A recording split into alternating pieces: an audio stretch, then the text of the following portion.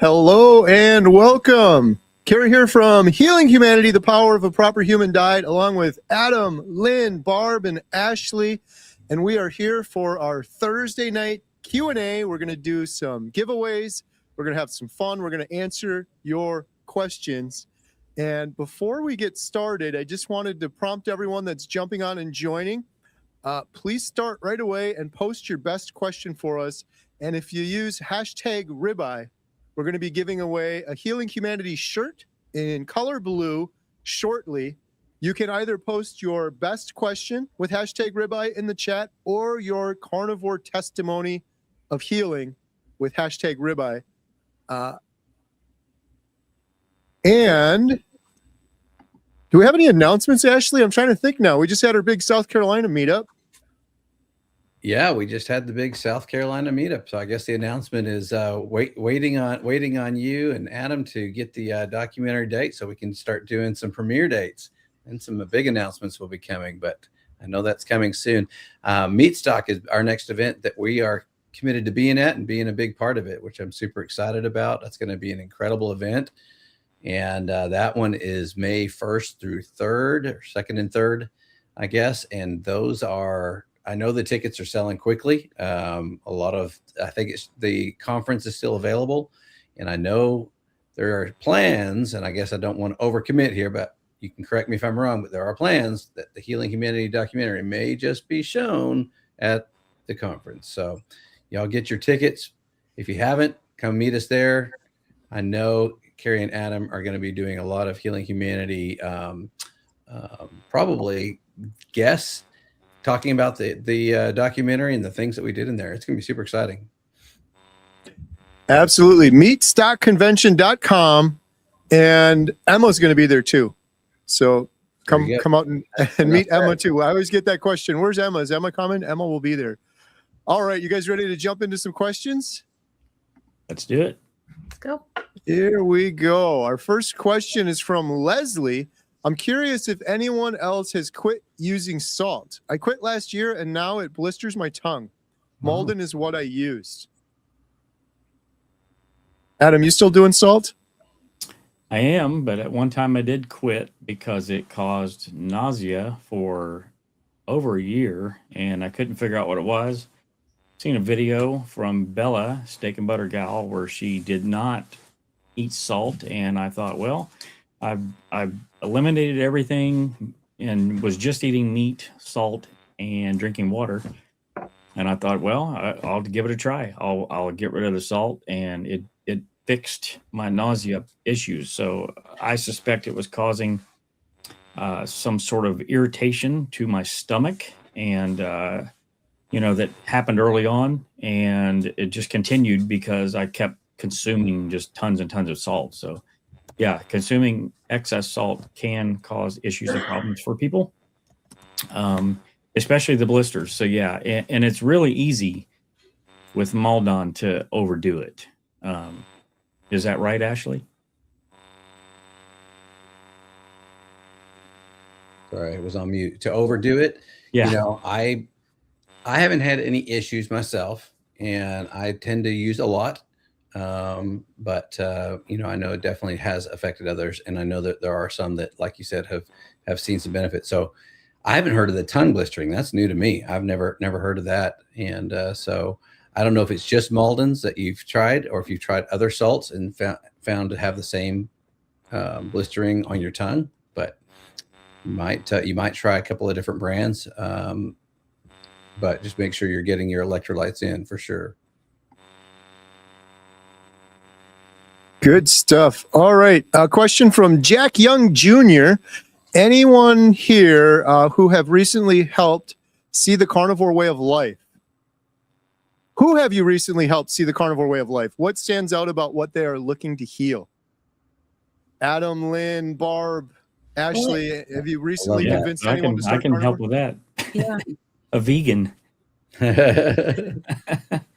So yeah, our whole team basically would take part in that, right, Kerry?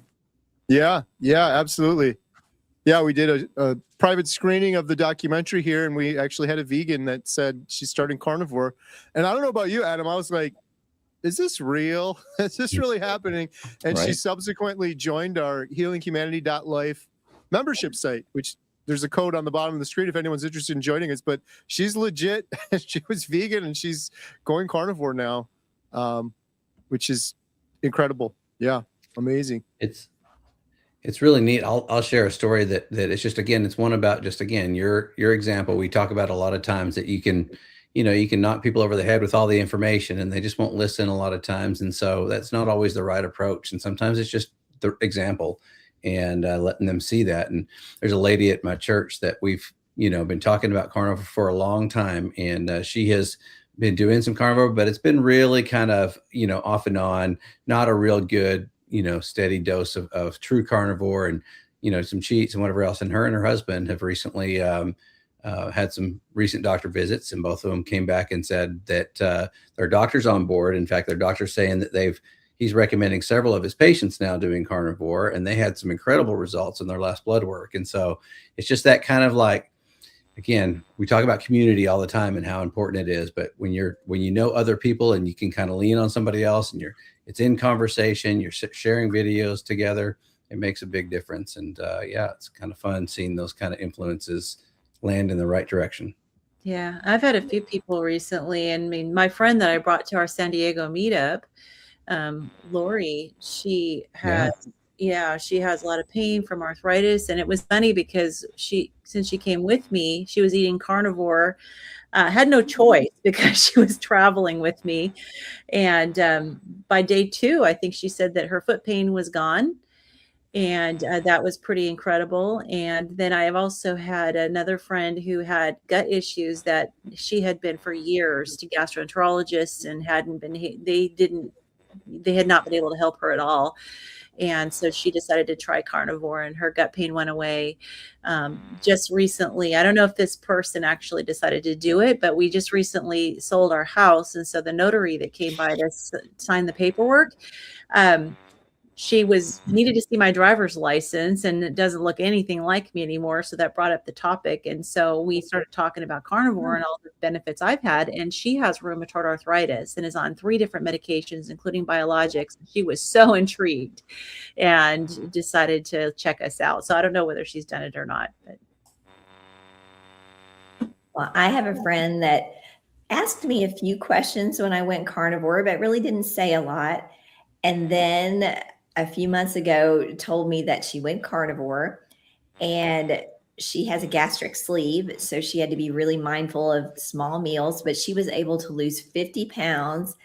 And the most exciting thing is she had debilitating knee pain.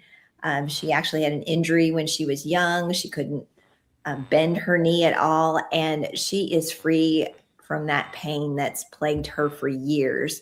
And also she had a little bit of anxiety and depression, and that went away. So it was really exciting to see that. And she's just doing great. That's amazing. I love it. It's so great to see when you have family, friends, loved ones, people find healing. It's amazing. All right, we got another question here. This is from Southern Mercy. I think I'm going to give this one to Adam because I think he's got some experience in this regard. I'm back on carnivore after months of being off due to skyrocketing beef prices. I was wondering if you have any good recipe for homemade electrolytes. I can't afford Element or Keto Chow for 3.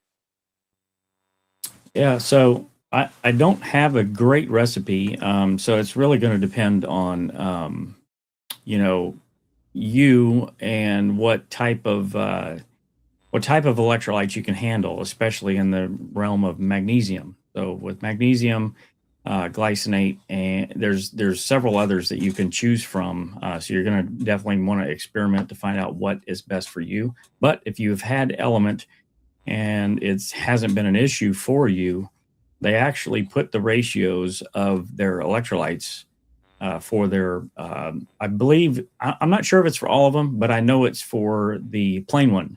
Yeah, is on their website. It's just their raw one. They put the recipe on their website. Right. Mm-hmm. So you can, I know that I personally had done that in the past when I was doing electrolytes. Now I buy them from Salter. So you can get a tiny little scale if you want to do it in smaller increments. or a larger scale if you want to make a whole bunch at once. Yeah, you should be able to extrapolate from their recipe to get a good starting point. Good stuff. All right, question for Lynn. I've been on carnivore for 8 months. I've had a lot of improvements in my health. Recently, I'm having kidney pains and was told to hold off on red meats. I don't believe that. What say you? Well, I'm curious, was it a doctor that told you to stay off of red meat? And have you had the kidney pain actually evaluated? So after 8 months, it could absolutely be oxalate dumping. We had a great session with Dr. Don Phillips on our our membership site last night where this topic came up. I would definitely maybe get some lab work done, find out if there's anything specifically going on with the kidney pain. I'm assuming that means you're having flank pain, and usually if it's on one side, that would be more indicative that there could be something going on with your kidneys. So first of all, always, if the pain is persistent, it's not going away, get it evaluated. After 8 months, I wouldn't anticipate that it would be an issue with kind of early adaptation. At this point, you should be adapted to breaking down the protein. And so my first thing is that it goes to oxalates, that it could potentially be an oxalate issue. But I would see if you could get an evaluation, make sure you don't have some kidney stones going on, drink plenty of fluids. But it isn't because of the carnivore diet. If it's oxalates, it's just because your body off and on releases oxalates from your tissues. And that can happen for several years after you've gotten all of the carbs out of your diet. And so, but absolutely get evaluated. All right. Thank you, Lynn. Question from Carnivore Farm Mom. This one's for Ashley. How many times did you attempt carnivore before it stuck? And Carrie, what a service you have done with so many to create healing humanity.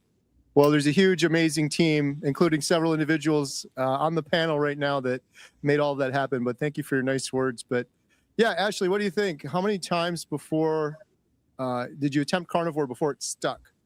For me, carnivore stuck pretty quickly, but part of the reason is if you know my history, I actually, when I first learned of my type 2 diabetes and it was severe, I was not in great shape. It was not a good thing. I actually did the paleo diet, and that's where I first kind of started. Well, I always had a hunch that the diet had something to do with it. I just never did anything to change my diet, but paleo diet actually really helped me change that. I just didn't know the addictive nature of sugar. I was, as soon as I had great results, I rewarded myself with pizza and ice cream and just thought, I'm good to go now. And so when carnivore was introduced to me, that was a pretty easy transition for me. So I will say that I haven't fallen off the wagon, and I've done really well for, how long? 1,116 days. So it's for me, it was a lifestyle change that I needed, and I adapted really quickly because I love to eat meat. So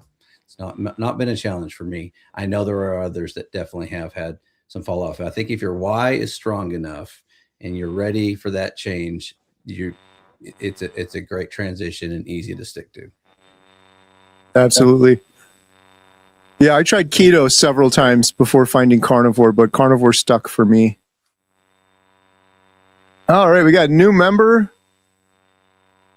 A couple new members, K-Rod and Carivore. Welcome. Thank you for that. This isn't really a question, but maybe a comment for Barb.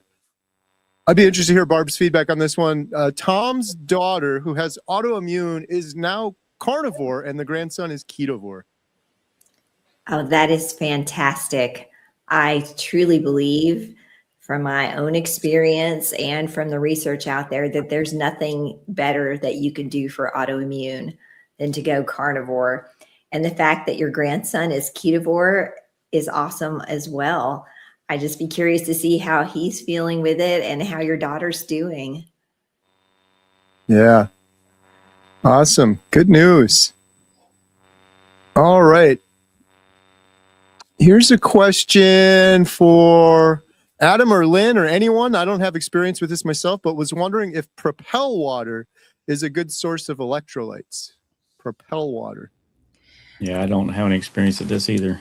I'd say it depends on what you're looking to, need electrolytes for. I mean, it's considered something that people can use if they're trying to hydrate when they're working out. But if you are carnivore, honestly, the amount of electrolytes in those electrolyte waters are really not very much. So I wouldn't rely on that as a primary source for getting electrolytes. Yeah, I agree with that too. And then I also caution on a lot of those. Again, watch for the hidden artificial sweeteners in those drinks, because a lot of those are flavored and definitely have some added ingredients you probably don't want in your drink. Yeah, when I used to work with our GI patients, and we'd be doing colon preps, getting ready for colonoscopies, or they'd be sick, and the doctors, they would ask, should I drink Gatorade or should I drink Propel or some of these others? And it was always no, because it's very poor quality. The doctors used to say, look, one of the best hydrators, if you're looking for hydration out there, chicken broth is as good as a bag of IV fluids. So the salted chicken broth. So if you're looking for quick hydration, you can definitely drink some broth or beef or chicken broth. If you're looking for a regular, routine electrolyte, I would definitely go for a high quality, real electrolyte from the packet, or make one like Adam was saying on, the Element has a recipe on their website. All right. If you have a question, please post it with hashtag ribeye. We're going to be doing a drawing shortly for Healing Humanity shirt in blue. And just want to mention quickly, we have our membership site, healinghumanity.life. You can get 50% off now. It's scrolling on the bottom of the screen. We've been having some amazing calls over there. We do about a dozen Zoom calls a week. Today, Thursday, we do our Inspire Together call, and it was a lot of fun, very inspiring stuff. So if you need more guidance on your journey to healing, that's what we're there for. We've got courses and Zoom calls, and you can get 50% off right now. Promo code on the bottom of the screen. Next question is for Adam. Adam's favorite question. He's really good at answering this one. When does the Healing Humanity documentary come out, Adam? Very soon. So we're thinking roughly 3 months. This is it's all tentative at this point, because it's all contingent upon signing contracts and working with new companies. So we are in process of doing that right now. So we can't say definitively, but very soon. What is this, February 26th? I would say, what do you think, Gary? Before 6 months into the year. It's hard to say. So we hope sooner rather than later. Soon, and it's closer than we thought at the beginning of the year. And the good news is, I guess we're pretty much entirely done. Our editor's finishing up the credits as we speak. So can't wait for you guys to watch it. It'll be worth the wait. Appreciate everyone's patience. It was a huge, huge undertaking, but we're very close now. All right. Next question we have is on hormone replacement therapy. This would have been a good Dr. Nelson question, but I don't know if anyone here wants to take this. My primary care doctor suggested I go off of HRT until a 3-month follow-up on a probably benign growth in my left lymph node. It's checked again. Is that why my energy is so low? You want to take this, Barb?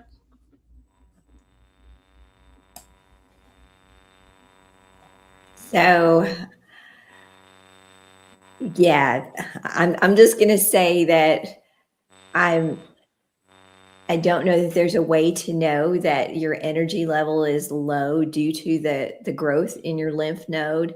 And also, of course, we're not giving medical advice.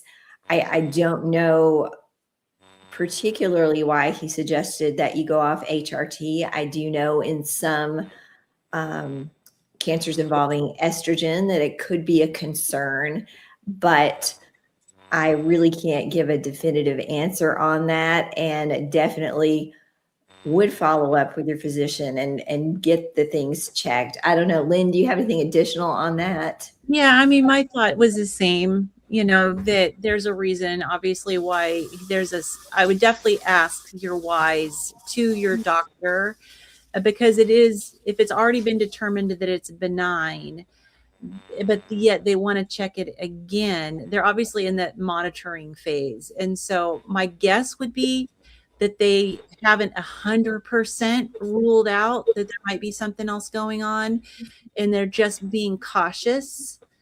And because it is true, like hormone replacement therapy can feed certain types of tumors. And again, Dr. Nelson obviously would have been a better one to answer this if he was here. But I know that with doctors, sometimes it's hard to get your questions to them, and maybe your doctor has a nurse that you can reach out to. So, because a lot of times the doctors are really busy, but often they'll have a nurse that works for them. So maybe call the office and ask if you can speak with the nurse, and absolutely get your questions answered, because you definitely have a right to have all of your questions answered and know exactly why the doctor is telling you to go on or off any medications. And then also that would be a good opportunity to talk to the nurse about your low energy. It very well could be that going off of the hormone replacement therapy is causing the low energy, and there's maybe they might have some suggestions, and at a minimum they might be able to give you an idea of when you could go back. Well, they'll feel comfortable with you going back on it, so that having an end date might be helpful, at least psychologically, to know that this is not going to be forever. All right. Thank you, Lynn. Question for Adam from Doug Bell. Been carnivore 2.5 years. I am type 2 diabetic. Blood sugar's around 85 or lower for the last year, but it's been 115 to 135. Anyone know why? That's a great question, Doug. There's a number of factors that the reason why this could happen. So because you've been carnivore for 2+ years, it is postulated that your red blood cells are living longer. So your glycation can go up a little bit. But what I found specifically was coffee consumption caused my fasting sugar to go up by about 20 to 25 points, which I thought was pretty interesting. So other things that can affect it is stress, and so I would definitely look into those areas. I'm not saying that you're drinking coffee or anything like that. I'm just mentioning things that you can kind of check. What's your thoughts on that, Lynn? Yeah, I agree. And you could asked to get a reticulocyte count, which can give you a better idea. There's another lab too. Do you remember what it is, Adam, that you can get to check and see whether or not your red blood cells are indeed living longer than before? And if they're living longer, I mean, it's about 3 months that they're going to live. And so if they live longer, your hemoglobin A1C is going to be higher, but as far as your actual blood sugar, so this is different. So hemoglobin A1C may go up if your blood cells are living longer, but your actual finger stick blood sugar maybe a little higher too. But I would wonder too, what are you eating? How much are you eating? If you may be going through gluconeogenesis, depending on how much protein you're eating. Mm-hmm. So I would be wondering,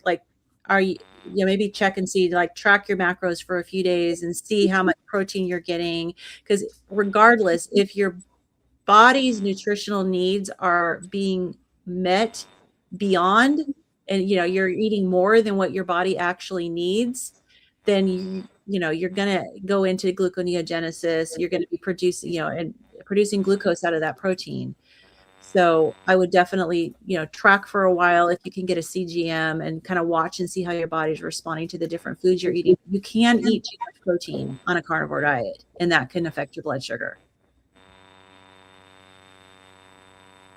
All right. We're going to do a drawing for the Healing Humanity shirt in color blue in just a minute. If you have any questions, post them quickly with hashtag ribeye. Here's a question for Ashley. Is wild caught salmon okay on carnivore? Smoked salmon.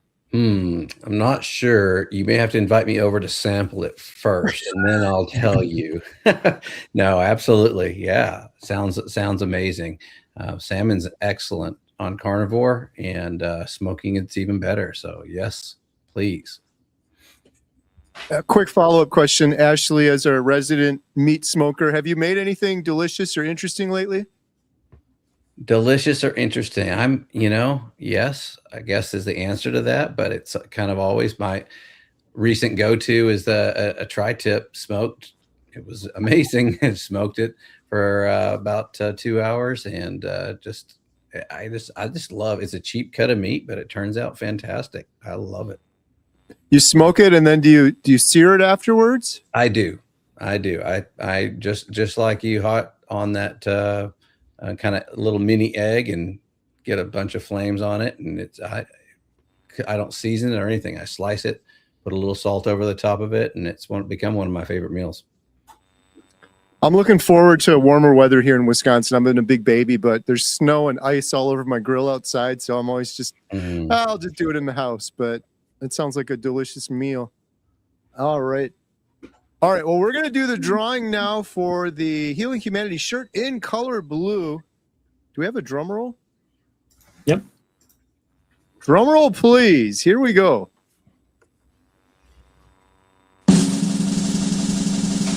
The winner of a Healing Humanity shirt in color blue is Smoothie 420. Hey. Adam, how can Smoothie 420 claim their prize? Well, Carrie, Smoothie 420 can go to healinghumanity.movie/giveaway, fill out the form, and Ashley will promptly send you your shirt. Congratulations. Congratulations. And if you didn't win the shirt and you're jealous because you see all of the Healing Humanity shirts and you want one, those are available at healinghumanity.movie. You can click on the little merchandise, and the proceeds from that go to support Healing Humanity, not just the documentary we're going to be releasing very soon, but also hopefully the future subsequent series as well. All right, we're going to do another drawing. This time we're going to do it for healinghumanity.life membership, 30-day free membership. I mentioned this earlier. We do 12 Zoom calls per week, doctors, experts, Q&As. There's courses really there to help you on your path to healing. Post your best question or your story of healing with #life, and we're going to do that drawing very soon.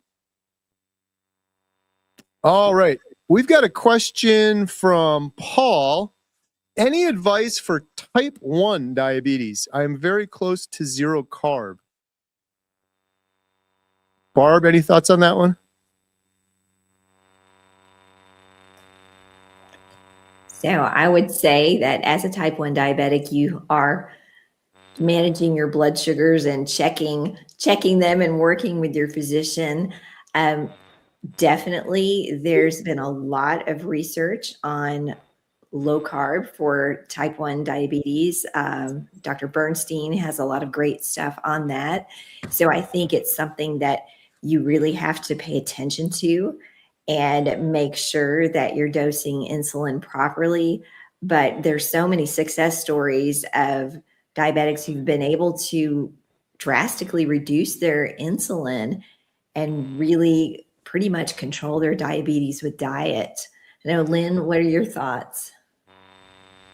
Yeah, I agree. And I know, I refer to Amy Perrin to a lot of people who are type 1 diabetics. Her YouTube channel is Brisket Boomers, because she works with and coaches type 1 diabetics, and she herself is a type 1 diabetic. So I would tap in to other people who are type 1 diabetics using low carb or carnivore. Now she does carnivore, and she's been able to get her insulin dosage way down. It's very rare. It can happen, but there are, most people that are type 1 diabetics don't completely get off of their injectables, but you can bring it way down. There was a study done where there was someone early on in being diagnosed, a young 19-year-old young man who actually had his beta cells start working again by doing a carnivore diet. But I don't think there's any studies on people who've had it for longer. But I would maybe try to connect with Amy and just get some tips from somebody who's doing it as a type 1 diabetic. Good stuff. All right, we've got Grandma's Crochet Corner. If you guys aren't watching Grandma's Crochet Corner on YouTube, you're missing out. She's also a member on healinghumanity.life. She's awesome. Grandma's asking, Barbara's asking, recipes for bone broth. How often can someone drink it, and what exactly is it good for on the carnivore journey? Maybe we'll throw this one to Adam to start off. Adam, do you ever do bone broth?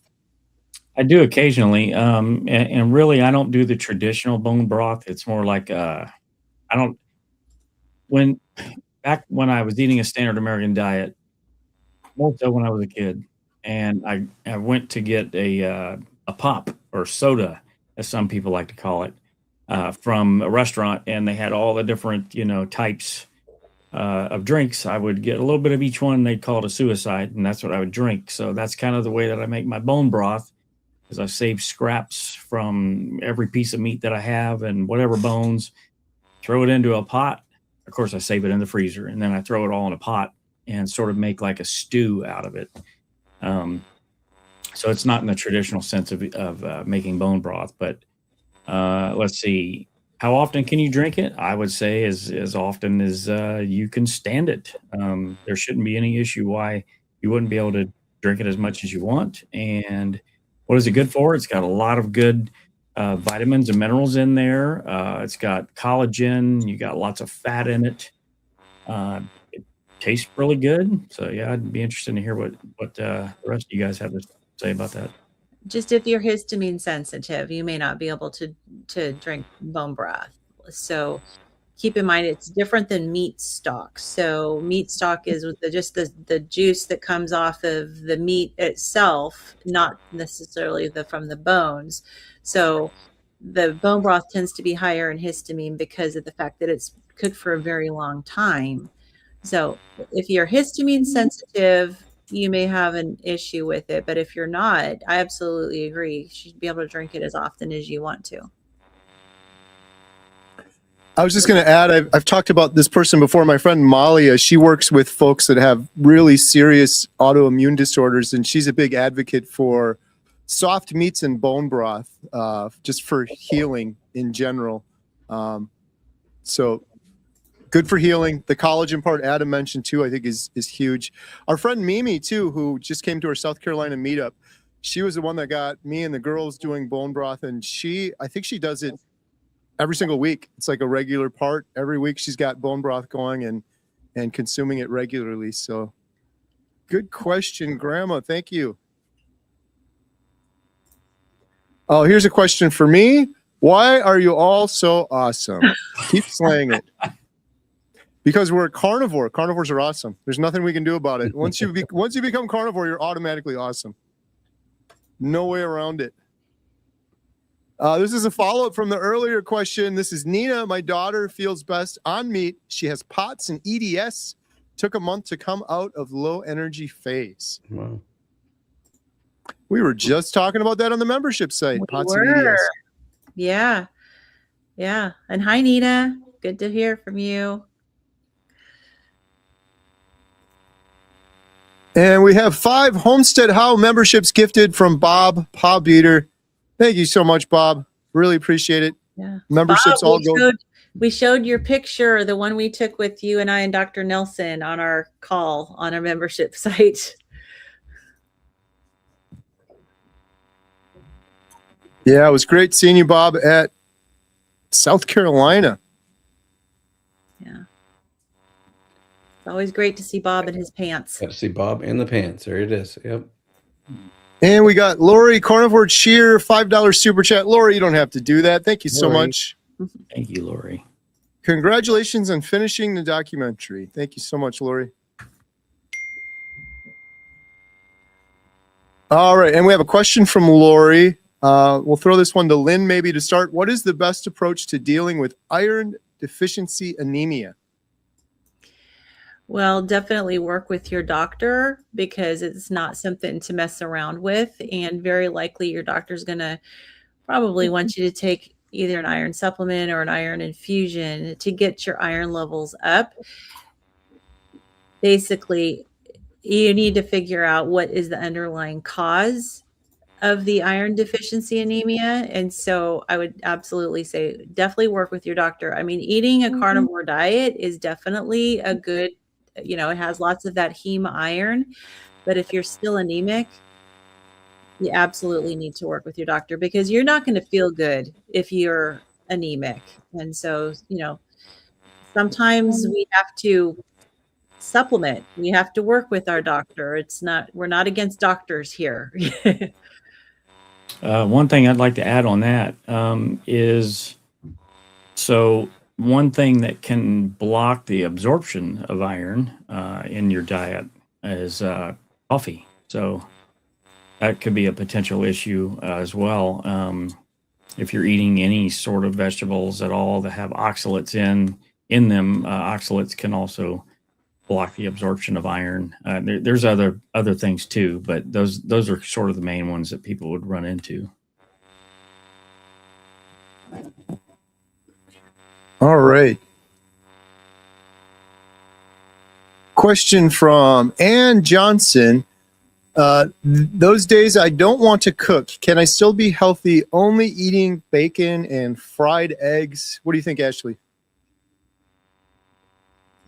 100%. Yes.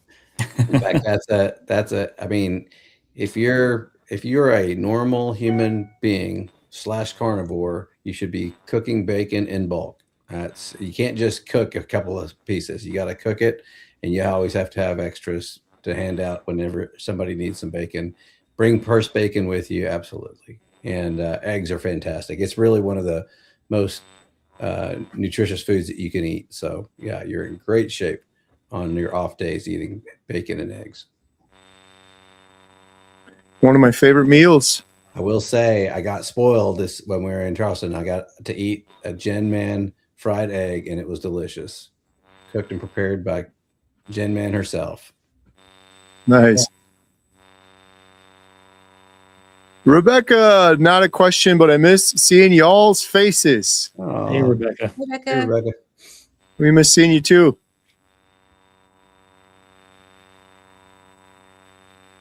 Question for Adam from RJ McKenna. I am not active. Do I still need to use electrolytes? I do use quality salt on my meat.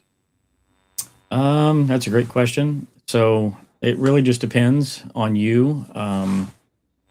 If you're not active and you're just having salt, that's might be enough for you. I went for an entire year without having salt or any electrolytes. So my body was perfectly fine with extracting the vitamins and minerals out of the meat itself. So really everybody's different.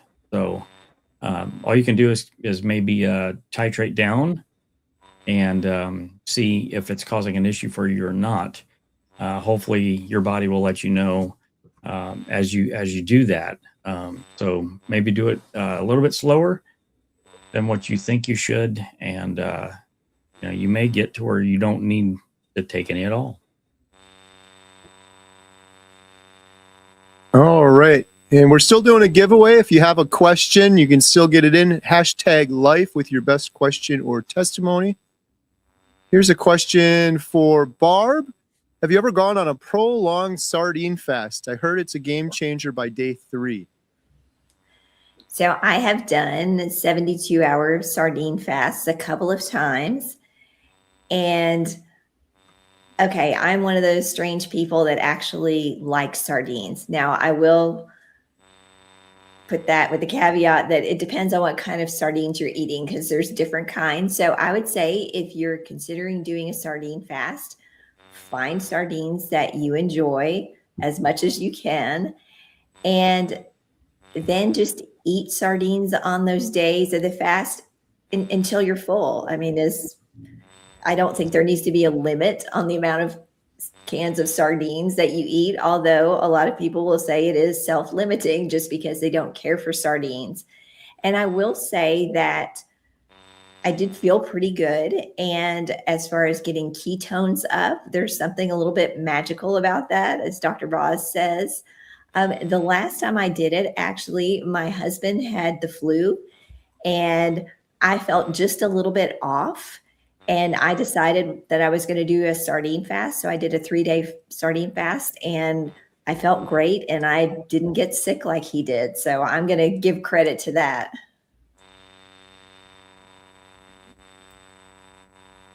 Good stuff. All right. All right. Our next question.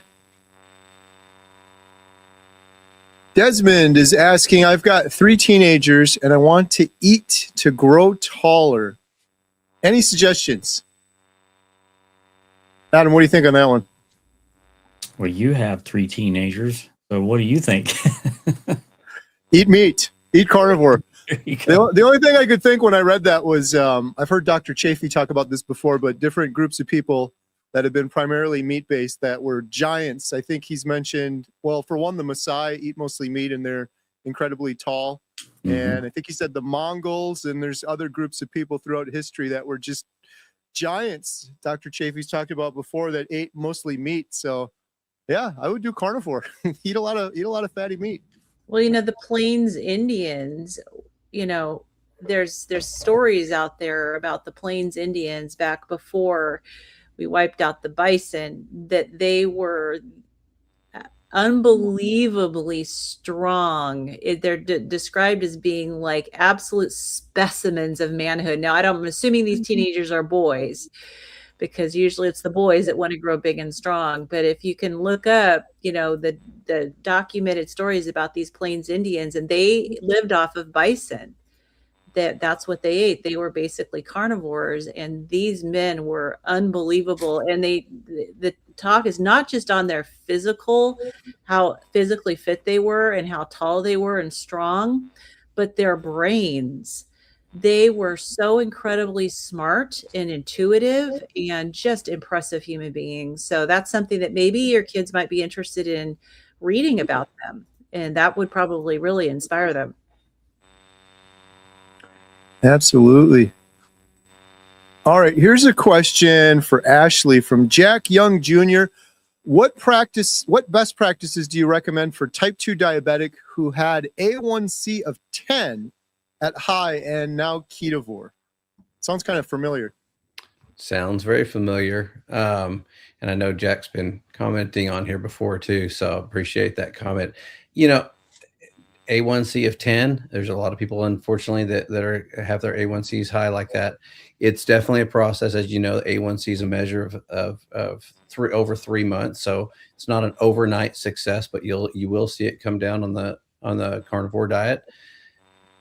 If it were me, and it was strict carnivore for me. I didn't do ketovore until I got that down, until I made sure it was at a good level. I went from 11.1 to 5.6, and I think that is when you start getting those levels and whatever else, if you want to then do a little more ketovore and add a few things in here and there, you're probably fine to do that. But I think carnivore is definitely the right way if you want to impact it the fastest and eliminate those carbs completely. So great results for me. I know I've heard, how many hundreds of people have we heard reversing their type 2 diabetes eating carnivore? It's amazing. Like Carrie always says, that it's not front page news, that there's not more people out there talking about, because most of the time when you find out that you can lower it that quickly, that easily, it's almost maddening. That it's just really what you're eating will greatly impact you. All right, Tristan 471. Question for Adam. I have MS, so I've certainly been really looking into carnivore. How did you get started, Adam? Well, I'm sorry to hear that you have challenges with MS. So I got started into carnivore. I'm not sure if you're asking like practically how I did or how I found out about it. I found out about it through Joe Rogan. He has an autoimmune condition that I have, vitiligo, and that's basically how my journey started. I did some research, found Dante Ferrigno, and found Dr. Berry, and I basically jumped in both feet and didn't look back. So I definitely don't recommend that people just jump in right away. I definitely would recommend, if you're going to go to carnivore, transition to keto first, then ketovore, and then into carnivore. Otherwise, you can have complications. in the restroom, complications with keto flu, things like that. That's the majority of what people are going to see if they jump in. So, yeah. So I found carnivore through Joe Rogan and jumped in both feet. So, but I've interviewed a few people with MS that one of them, their symptoms are completely in remission. So you're definitely on the right track. Yeah. I was just going to add too, there's a lot of, I've gone down this rabbit hole recently on MS. There's a lot of amazing interviews out there. I've had several individuals on my channel, Emily Penton, Diane Ladd, woman named Karen. I can't remember her last name. Dave Mack has a playlist on his channel, and it has 24 videos in the MS playlist. So something to maybe inspire you if you watch some of those videos. I think Diane Ladd, the Boston Carnivore, she's got an incredible story. But even just on Dave's channel, I was just looking at it the other day. I just randomly picked one of those videos, and they had a gentleman on there, MS, had lesions on his brain before carnivore. They literally showed the scan in the video and then the scan after with just a perfectly normal brain without lesions anymore. It's like some of this stuff should definitely be front page news, but there's a lot of stories out there. If I were you, I would investigate some of those a bit more. All right, Lions Danivore podcast. Hey, buddy, how's it going?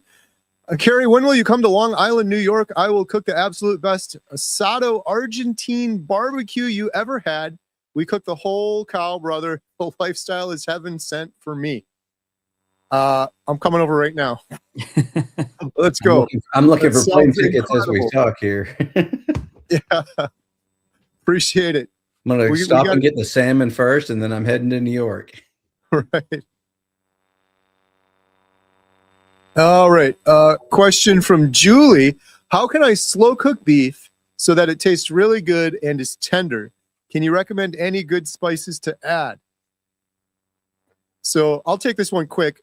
I slow cook beef all the time, and people get mad at me because they always demand a recipe and the precise number of hours and all of this. And I buy a chuck roast, I put it in the slow cooker, I put the slow cooker on low. I don't put any spices in mine. It's my preference. I just don't do any spices. I put a little salt on it. I don't even put water in there. And you wake up the next morning, the whole house smells incredible. I would recommend, if you haven't tried this before, as crazy as it sounds, because it sounded crazy to me. How can you eat just a plain piece of meat with a little bit of salt on it?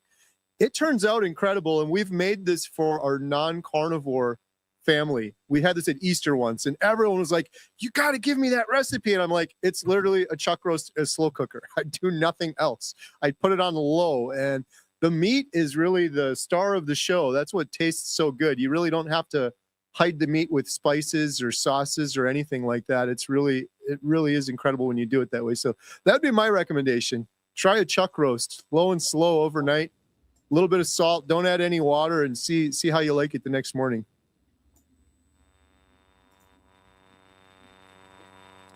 All right. We're getting there. We got a bunch of questions coming in now. Hashtag life with your best question.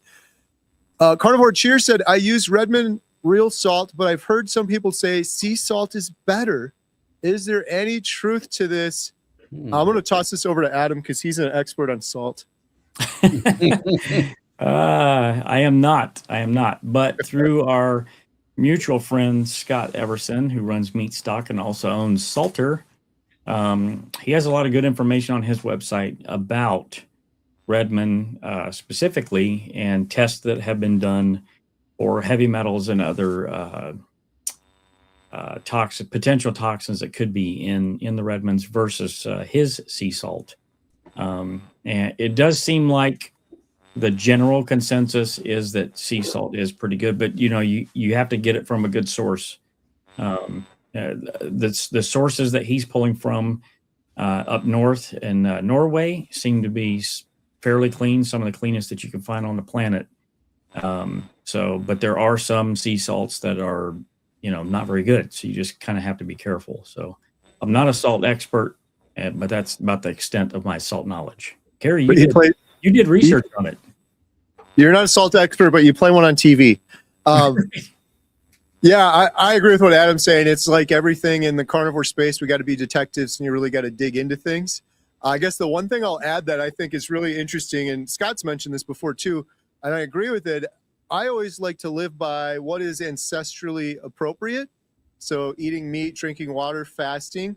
The thing is with salt, traditionally salt was taken out of the sea, and having like equipment and dynamite and things, getting it out of a mine isn't really ancestrally appropriate. It doesn't sound like it'd be the worst thing in the world, but there are a lot of the salts out there that are very popular, like Redmond's, that have been tested with heavy metals in them. And for most people, it's probably not that big of a deal, but I think it is a big deal for us carnivores, because that's, if I looked on a pie chart of what I eat, it's like meat and salt. That's it. So salt is a big proportion of my diet. Every time I'm eating meat or eggs or animal products, I'm having salt on it. So the quality of it is really important. So I've actually switched over, and it's not just because Scott's a friend, but legitimately I really enjoy the salter salts. That's the one I've been using lately. But yeah, you definitely got to dig in and do some research. All right. Maybe this one we'll toss over to Lynn. What do you think on this one, Lynn? I was just diagnosed with osteoporosis. Will carnivore take care of that? I think it'll put you in definitely a good place of getting better for osteoporosis. I can at least share my personal experience. I did never officially get an osteoporosis diagnosis, but when I first got my SMART scale, my body composition showed my bone density on the low end of low. And with my mast cell activation syndrome, I was definitely at high risk for osteoporosis. I just didn't go get checked. So I don't know whether I had it or not. But after being carnivore, my bone density is now on the higher end of normal. So I have actually gained bone, and I've talked to many other people who have had the same experience. So you figure, the protein that we're getting, if you go into carnivore from a standard American diet, it's typically not very much protein, or not very much good quality protein, because a lot of people will eat protein bars and shakes, and when you're eating the meat, you're getting those building blocks for muscle and bone. And so I was shocked, starting at 55, middle-aged woman, to find my bone density improved. So I'm hopeful that it will for you too. Good stuff. All right, we got a testimony from Richard Plumley. Thank you, Carrie and crew. 8 months today. Healing happened. Blood pressure normal. Headaches gone. AFib gone. You all answered prayers. Thank you. Amazing. Awesome. Congratulations, Richard. Love hearing that. All right. We got that one. Bucky Badger is asking the entire panel, how many have tried canned cod liver in its own oil? Tried it yesterday and it was amazing. Didn't realize a fish product could be so fatty. 42 grams of fat, 2 protein, 400% vitamin D. I have not tried canned cod liver in its own oil. Anyone here have? No. I have not. No. Never. You guys have homework. Bucky All right. Badger, challenge accepted. Might be something to try. Bucky Badger, check in next week. We'll have a report for you. I have not tried that. I'm open to trying it. All right, we're getting near the end here. We have a question from Linda. Barb, what do you think of this one? How do you stop losing weight on carnivore? Well, first of all, you need to make sure that you're eating enough. Carnivore is very satiating. And so sometimes you can unintentionally undereat. So I would look at the quantity of what you're eating and also the composition of it. Are you eating a lot of protein and not enough fat? One way to make sure that you don't continue to lose is to increase your fat. So finding the balance that works for your body will be helpful in that.